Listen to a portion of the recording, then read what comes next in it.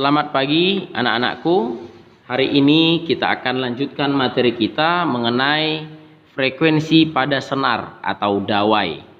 Jadi seluruh alat musik yang ada itu menggunakan dua prinsip, yaitu yang pertama senar dan yang kemudian pipa organa. Hari ini kita akan bahas mengenai senarnya. Mari kita lihat apa yang terjadi, apa yang terbentuk pada senar ketika dia menghasilkan pola-pola nada. Adapun pola nada yang dihasilkan itu ada namanya, kita sebut dengan nada dasar, nada atas pertama, nada atas kedua, demikian seterusnya. Yang membedakan dari nada dasar, nada atas pertama dan seterusnya itu adalah pola gelombang yang dihasilkan pada senar itu sendiri. Mari kita lihat penjelasan berikut ini. Kita misalkan di sini ada sebuah senar sepanjang L dipetik menghasilkan nada dasar. Ya, ketika nada dasar terjadi, maka ada di sini dua ujung senar ini kan terikat seperti pada gitar, nak. Ya, gitar itu senarnya kan dua-duanya terikat. Ya, terikat sehingga dia bisa menghasilkan pola nada. Kalau dilepas dia nggak akan bisa mengeluarkan atau menghasilkan nada. Ketika dua ujungnya terikat, maka dia menghasilkan pola nada.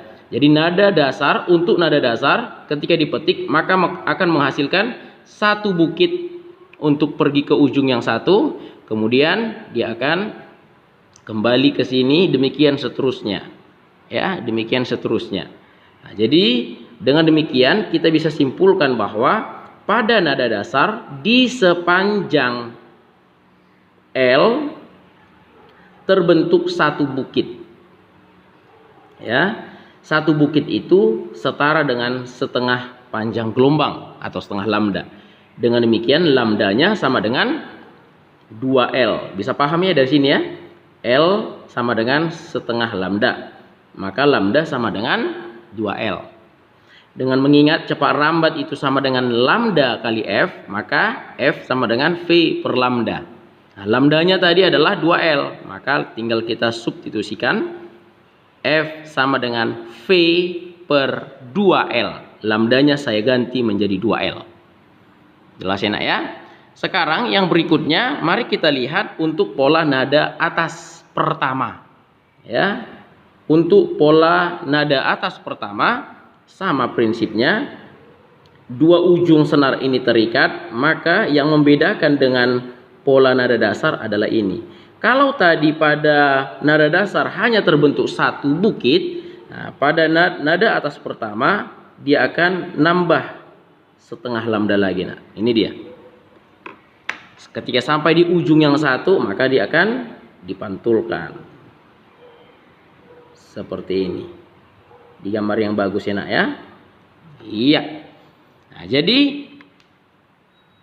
di sepanjang L ternyata terbentuk berapa lambda? Iya, satu bukit dan satu lembah itu sama dengan satu lambda. Nah, jadi saya bikin sini 2/2 lambda. Kenapa saya bikin seperti itu? Nanti ada maksudnya ya. 2/2 itu kan sama dengan 1 ya kan? Nah, berarti dari sini lambda sama dengan 2L per 2. Ya. Oke, sama. Berarti F-nya sama dengan V per lambda. Maka F sama dengan V per 2L per 2. Dengan demikian F-nya sama dengan 2V per 2L. Nah, itu matematisnya. Nanti diulang-ulang ya, nak ya. Oke, mari kita lihat yang berikutnya. Ya, inilah mencari frekuensi untuk nada atas pertama. Sekarang mari kita lihat untuk nada atas kedua. Ya, untuk nada atas kedua bertambah lagi setengah lambda. Ya, ini seperti ini. Inilah untuk gelombang perginya. Nah, jadi untuk gelombang pantulnya sama. Iya, Seperti itu ya nak ya. Jadi menggunakan prinsip yang sama berarti di sepanjang L itu terbentuk 1,5 lambda. Ya, berarti lambdanya sama dengan 2L per 3. Oke. Nah, kemudian F itu sama dengan V per lambda. Tadi kan? Dengan demikian F-nya sama dengan V per lambdanya 2L per 3. Dengan demikian frekuensinya sama dengan 3V per 2L. Demikianlah seterusnya. Nah, yang terakhir saya coba ya. Yang terakhir berarti nada atas ketiga. Nah, nada atas ketiga akan terbentuk pola gelombang seperti ini ya. Nambah setengah lambda lagi dari nada sebelumnya atau nada atas kedua. Ya, ini dia. Ini gelombang pergi dan ini gelombang pantul. Dah? Iya. Nah, jadi dari sini L itu sama dengan ya di sepanjang senar terbentuk 2 lambda. 2 lambda itu saya buat 4 per 2 lambda.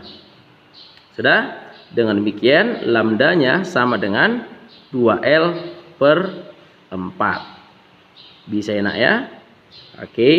Sehingga F sama dengan V per lambda. Ini bisa kita masukkan nilainya.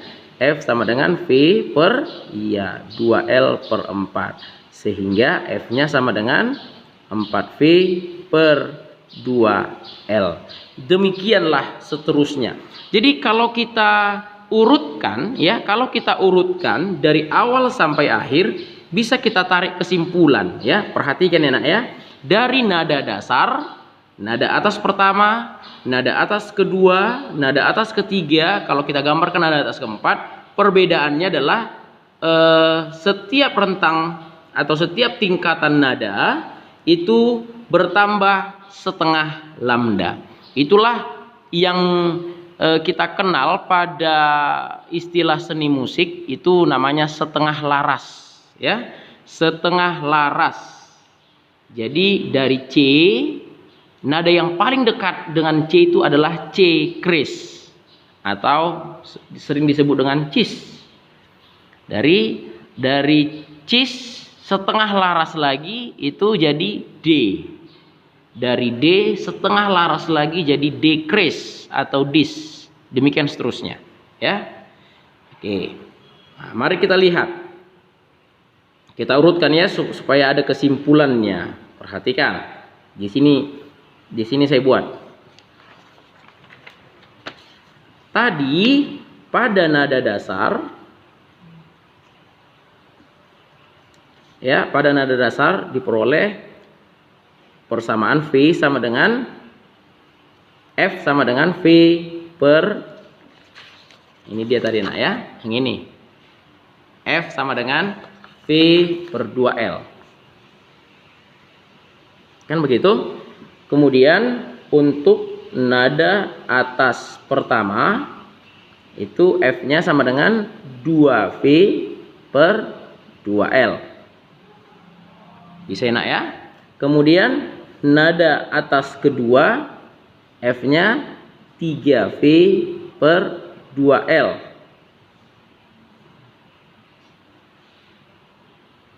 Nada atas ketiga F-nya sama dengan 4V per 2L. Nada atas keempat F-nya sama dengan gitu terus ya, 5V per 2L. Demikian seterusnya. Sehingga kalau saya mau buat polanya ini ada. Di sini yang tetap adalah V per 2L.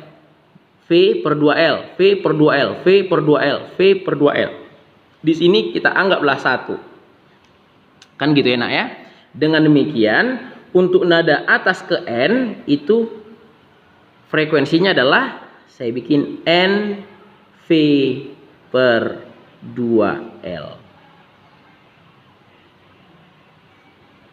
Bisa ditangkap nak? Jadi polanya ini. Jadi dengan catatan N sama dengan 1 itu untuk nada dasar. N sama dengan 2 itu untuk nada atas pertama. N sama dengan 3 itu untuk nada atas kedua. Jadi kalau seandainya saya bikin nada atas kelima, berarti N-nya berapa nak? N-nya sama dengan berapa? Iya, sama dengan 6. Perhatikan di sini. Ini 2, ini 3, ini 1, ini 2, ini 5, ini 6. Ya, demikian seterusnya. Itulah perumusan yang diperoleh untuk frekuensi untuk senar. Ya, oke, perhatikan tambahan penjelasan saya mengenai yang ini. Perhatikan ya, tangga nada itu kan ada C, D, E, F, G, A, B, C. Kan gitu ya. Nah, dari C itu ada C kris. Dari D ada D kris. E ke F itu setengah. F ke G ada namanya F kris. Dari G ke A ada G kris. Ya. Kemudian dari A ke B ada A kris. Dari B ke C itu setengah. Makanya kalau kalian perhatikan ya nak ya,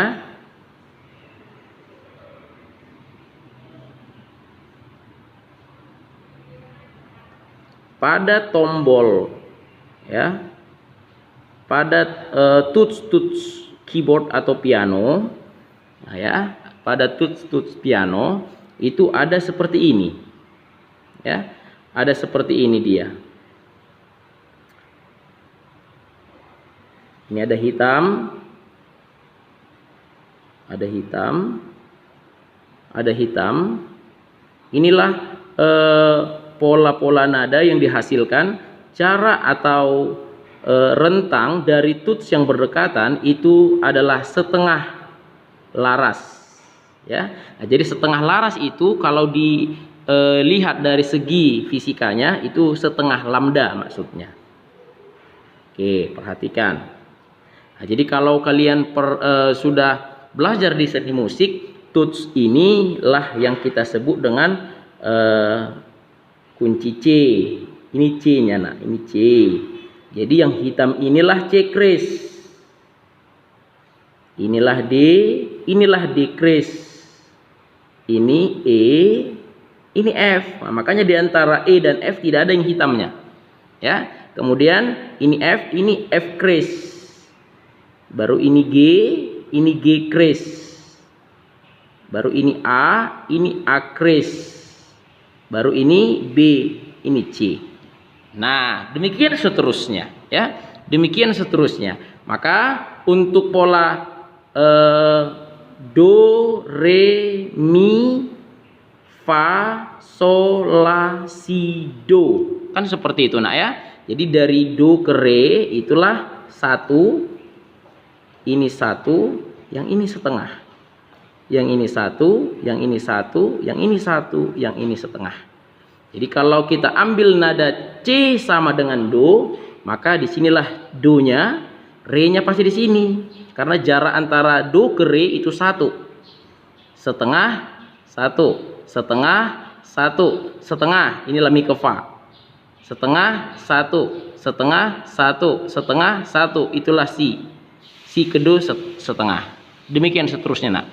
Ya. Nah, nanti pada video berikutnya saya akan praktikkan langsung dengan menggunakan piano. Ya. Nah, demikian pembelajaran kita hari ini. Tolong dipahami. Nanti saya akan buat contoh soalnya ya untuk pertemuan berikutnya. dan bagaimana cara menyelesaikannya. Ya, demikian pembelajaran kita hari ini. Tetap semangat, pelajari dengan sungguh-sungguh supaya kalian dapat mengerti dan memahami apa sebenarnya yang terjadi pada setiap alat musik dan prinsip-prinsip dasarnya. Terima kasih.